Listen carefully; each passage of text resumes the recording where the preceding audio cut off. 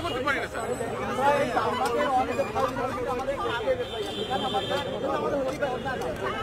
Dhaka university আমারও আবেগিত, আমার নিজের ছেলেরা ভর্তি করাইতে পারিনি, আমারও আবেগিত দেখা। আমার ছেলেরা আমার নর্সাউতে ভর্তি হয়েছে পারি নেই বলে আমি চেষ্টা করছি, আমিও চেষ্টা করছি আমার ছেলে ভর্তি করাতে। আমি নিজে ঢাকা ইউনিভার্সিটি আমি প্রেম কলেজে ইউনিভার্সিটি, আমি ঢাকা ইউনিভার্সিটি করতে পারি নাই, আমার ছেলে চেষ্টা করছি। আমি কমিশনের ইন্টারেস্ট ছাড়া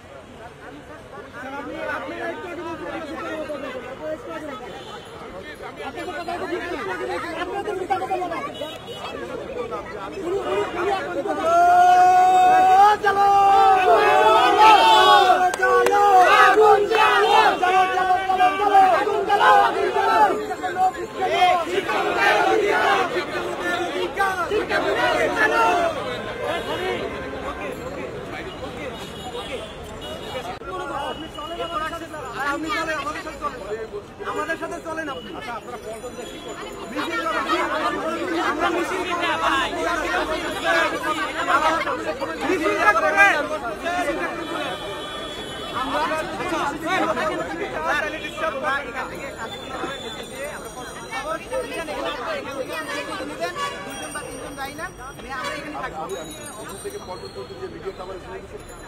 আমরা কাভারেজ চাই না।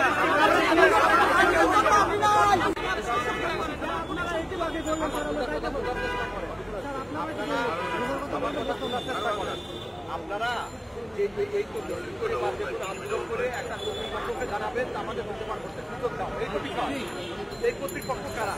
আর শিক্ষামন্ত্রী আমাদের পক্ষে বক্তব্য রাখছে, আমরা তার সাথে দেখা করতে সব ব্যাপারে নিয়ে আলোচনা করতে। শিক্ষামন্ত্রী ভেরি গুড।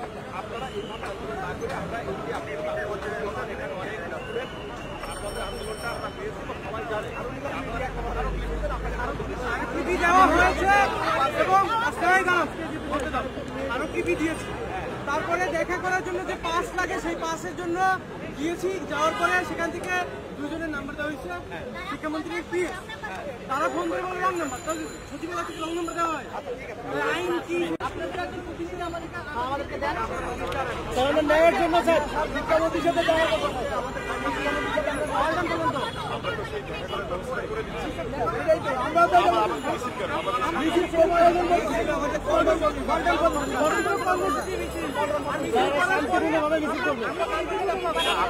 আপনারা রাষ্ট্রীয় কর্মসূচি আপনারা অনুমতি দিতে হবে।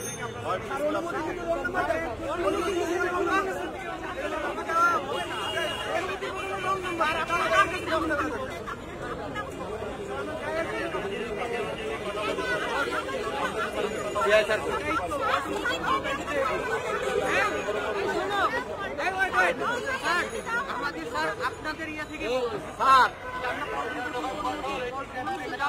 আবার এখানেই ব্যাক করবেন।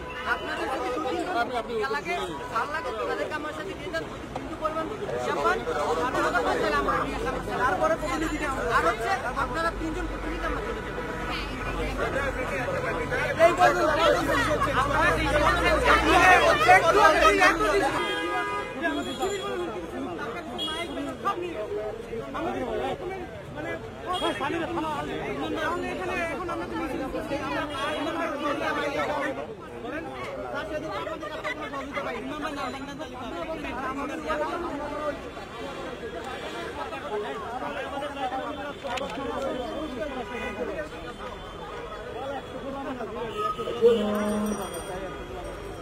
পুলিশের সামনে হামলা করলে আর কাছে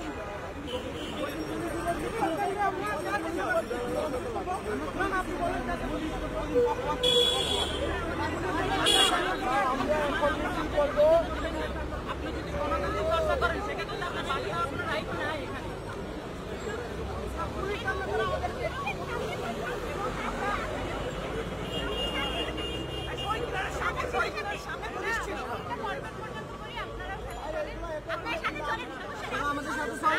আমাদের সাথে চলেন, আমরা শান্তিপূর্ণভাবে করবো, আপনারা চলেন আমাদের সাথে। আমরা পর্যটন পর্যন্ত যাবো, পর্যটন পর্যন্ত আবার এখানে চলে আসবো, আমরা ইয়াতে যাবো এবং আমরা শান্তিপূর্ণভাবে স্যার আমি বলতে পারবো। আর এসকে ইসলাম তাকে ঢাকা মেডিকেলে নিয়ে যাওয়া হয়েছে। সে গুরুতর আহত, খুব কি অবস্থা জানি না, খুবই মারাত্মক অবস্থা। রিক্সায় করে তাদেরকে দুজন ফাহিম আহমেদ চৌধুরী আর হচ্ছে গিয়া এসকে ইসলাম, তাদের দুজনকে পাঠিয়ে দেওয়া হয়েছে। সে হচ্ছে ইডেন কলেজের ছাত্রী। আচ্ছা, পুলিশের সাথে আপনাদের সংঘর্ষের সূত্রপাত কিভাবে হয়েছিল? হয়নি, এটা হামলা, এটা সংঘর্ষ হয়েছে।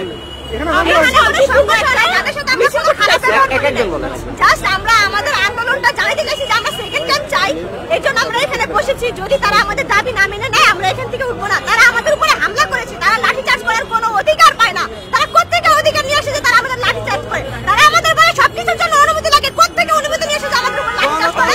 কিসের অনুমতি দেয়? আমাদের 6-7 জন আহত হয়েছে। আমরা শোনা জানি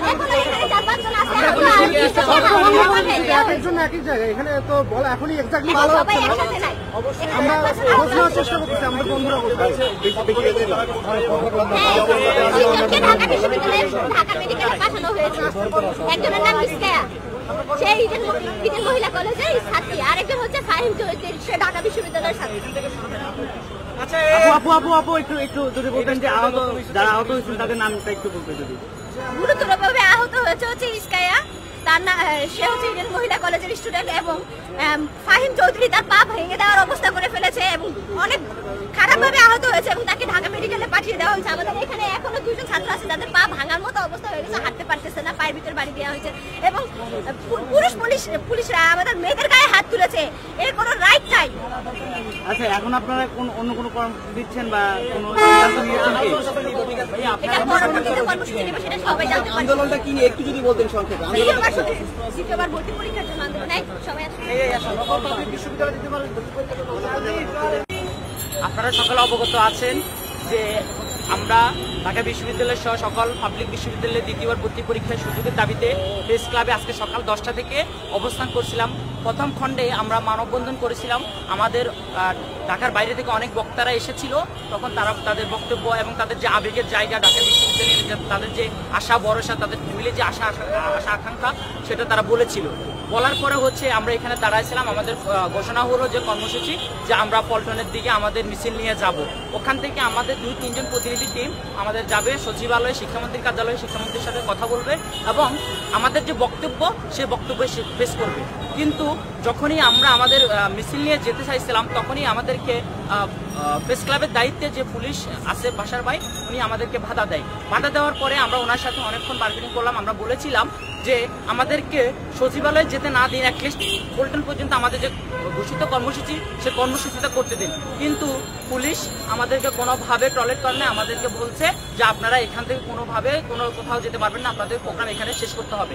কিন্তু আমরা বলেছিলাম যে আমাদের যে ঘোষিত কর্মসূচি আমাদের করতে দিতে হবে। যখন এক পর্যায়ে আমরা তাদেরকে নানা যুক্তিকতা দেখাতে চাইলাম যে ঢাকা বিশ্ববিদ্যালয়ের সাথে আমাদেরকে যে হয়রানি করা হলো, ঢাকা বিশ্ববিদ্যালয় থেকে প্লাস হচ্ছে সচিবালয় থেকে পর্যন্ত আমাদেরকে হয়রানি করা হয়েছিল। তারা আমাদেরকে রং নাম্বার দিয়ে বলেছিল এটা আপনারা এটার মাধ্যমে যোগাযোগ করতে পারবেন শিক্ষামন্ত্রীর সাথে, কিন্তু কোনোভাবে আমরা যোগাযোগ করতে পারি না। বরং আমরা যখন কল দিয়েছিলাম তখন আমাদেরকে রং নাম্বার বলে হয়রানি করা হলো। তো তারই প্রেক্ষিতে আমরা হচ্ছে যে পুলিশের সাথে অনেকক্ষণ কথা বলতে চেষ্টা করলাম। ডিসি এবং হচ্ছে যে ঢাকা মেট্রো পুলিশ এসেছিল। আসার পরে ওনারা আমাদেরকে বুঝাইলো যে এটা গণতান্ত্রিক কোনো আচরণ না, আমরা যে আন্দোলনটা করতে চাচ্ছি বা কোনো অনুমতি নিয়ে অনুমতি ছাড়াই আমরা আন্দোলনগুলো করতেছিলাম। তো সেই জায়গা থেকে আমরা মনে করছিলাম যে আমরা একবার যেহেতু অনুমতির জন্য একটা লিখিত দরখাস্ত দিয়েছিলাম, সেই জায়গা থেকে তারা নাকচ করে দিয়েছে। আমরা ভাবছিলাম যে দেশবাম আমাদের গণতান্ত্রিক অধিকার, সেই জায়গা থেকে আমরা আন্দোলন করতে পারবো, সেই জায়গা থেকে আমরা আন্দোলন করেছিলাম। এবং কি আমরা যখন এখান থেকে আমাদেরকে পল্টন যেতে না দিল তখন আমরা এখানে অবস্থান কর্মসূচি করেছিলাম। করার পরে যখন আমরা আধা ঘন্টা আমাদের এখানে অবস্থান কর্মসূচি চলমান রাখলাম তখনই পুলিশ অতর্কিতভাবে আমাদেরকে হামলা করে এবং কি আমাদের এই হামলায় 8 থেকে 10 জন আমাদের সহকর্মী আহত হয়েছেন। ঢাকা বিশ্ববিদ্যালয়ের শিক্ষার্থী ফাহিম আহমেদ চৌধুরী আহত হয়েছেন। ইডেন মহিলা কলেজের শিক্ষার্থী ইসকাইয়া রহমান আহত হয়েছেন। সেকেন্ড টাইম আন্দোলনকারীর আহ্বায়ক আলবি মাহমুদ আহত হয়েছেন। তারপরে আশা কবি আহত হয়েছেন, আরো ইত্যাদি ইত্যাদি অনেকে আহত হয়েছে। আপনার পরিচয় কি? আমার পরিচয় হচ্ছে আমি 22 বছরের একজন শিক্ষার্থী। আমি মনে করছিলাম এই আন্দোলন। আপনি কোথায় পড়ালেখা করেন? আমি কবিনউদ্দিন সরকারি কলেজে পড়ি। এবারে আমি কবিনউদ্দিন সরকারি নাম কি আপনার? অমিত হাসান ভুঁইয়া। আমি এই আন্দোলনে একজন সহকর্মী হিসাবে ওদের সাথে কাজ করছি। আমি মনে করছিলাম যে এই আন্দোলনটা আসলে যৌক্তিক। যদি দ্বিতীয়বার ভর্তি পরীক্ষা দেওয়ার সুযোগ দেওয়া হয় তাহলে সেক্ষেত্রে আমাদের যে আমাদের মেধাকে বিকশিত করতে পারবো। আমরা আমাদের সঠিক মেধাবীরা বিশ্বের বা বাংলাদেশের 1 নম্বর বিশ্ববিদ্যালয়ে চান্স পাবে। তারা এখান থেকে ভালোভাবে পড়াশোনা করে আমাদের দেশের উচ্চ পদস্থ জায়গায় ওরা কর্মস্থল করবে, আমাদের প্লাস হচ্ছে যে দেশের কল্যাণে কাজ করবে।